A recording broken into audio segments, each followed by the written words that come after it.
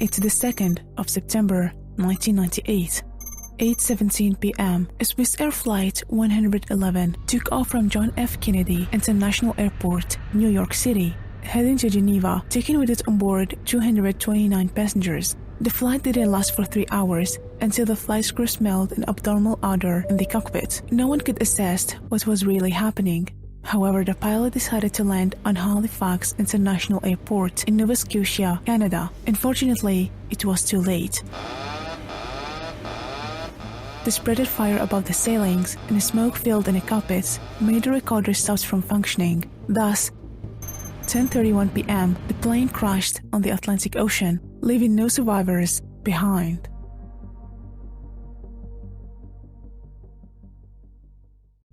Everyone were preparing for this flight, 215 passengers, plus 14 members of the crew board.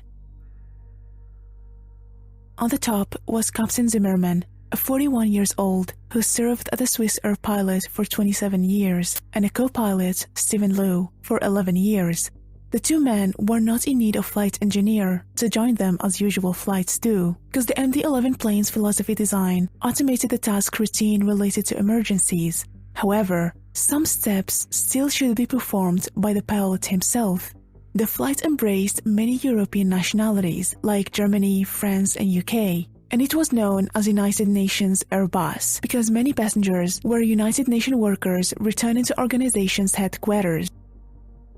Inside 111's flight, Captain Zimmerman and the co-pilot Steven completed their final pre-flight. Everything had checked. All of them wear their seat belts. Pilot Zimmerman is ready to fly. The McDonnell Douglas MD-11 took off from New York City International Airport to Geneva, Switzerland.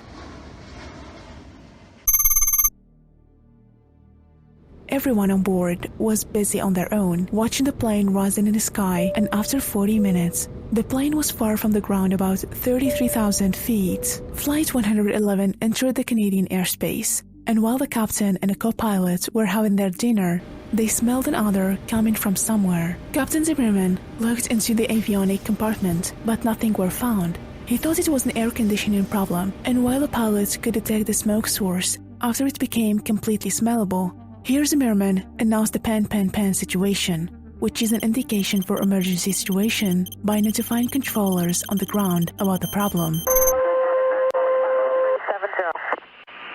United 920 Heavy, Moncton Center, good evening. Occasional light turbulence report at all levels. Other aircraft calling, say again.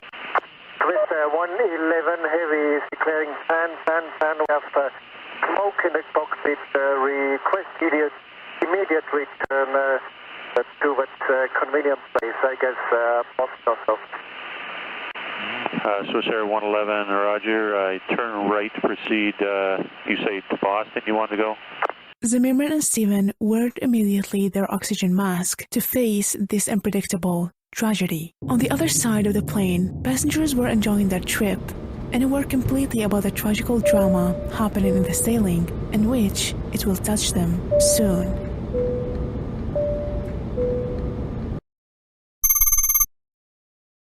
The Captain Zimmerman decided to do the land immediately. He decided to go back 345 miles to Boston, but sadly the ground controller proposed him to do the land on Stanfield Halifax International Airport. It was just the closest point, just 80 miles away. Captain Zimmerman informed the chief flight attendant to notify passengers that they would make their land on Halifax Airport, which is going to take from 20 to 25 minutes. The plane had descended over 20,000 feet. At the same time, the smoke was spreading in the ceiling, made situations uncalming for Steven and Zimmerman. The plane still 30 miles away from Halifax. The captain and the co-pilot were too late. The altitude of the plane and its loading made it inadmissible to do the land. You will be staying within about 35-40 miles of the airport if you have to get to the airport in a hurry. Okay, that's fine for us. Please tell me when we can start to dump the fuel. Okay. The two pilots got advised by turning left to dump fuel over the water so they can do the land. In the passenger cabin, Celius received no indications for dangerous alarming in the sailing as the ground controller kept leading them through the radio communicator. Signs for serious problem, the co-pilot tried to connect with controllers to give him permission to dump fuel quickly. 11 Heavy, we starting dump now, we have to land immediate. Swissair 111, just a couple of miles, I'll be right with you. Roger.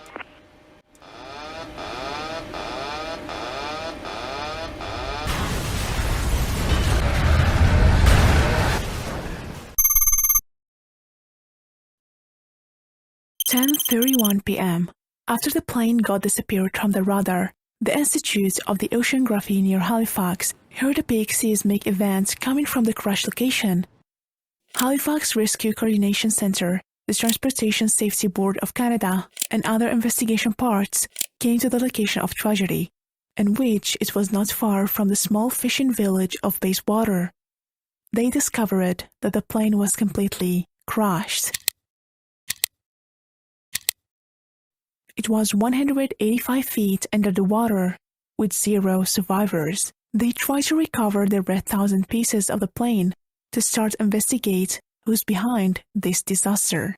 At this point, yet still everyone know a little about the story. After a month, the TSB had recovered 95% of the aircraft weight. A team composed of the NTSB, Boeing, and Swissair, Royal Canadian Mounted Police, joined together to find any evidence that can help lead them to the truth.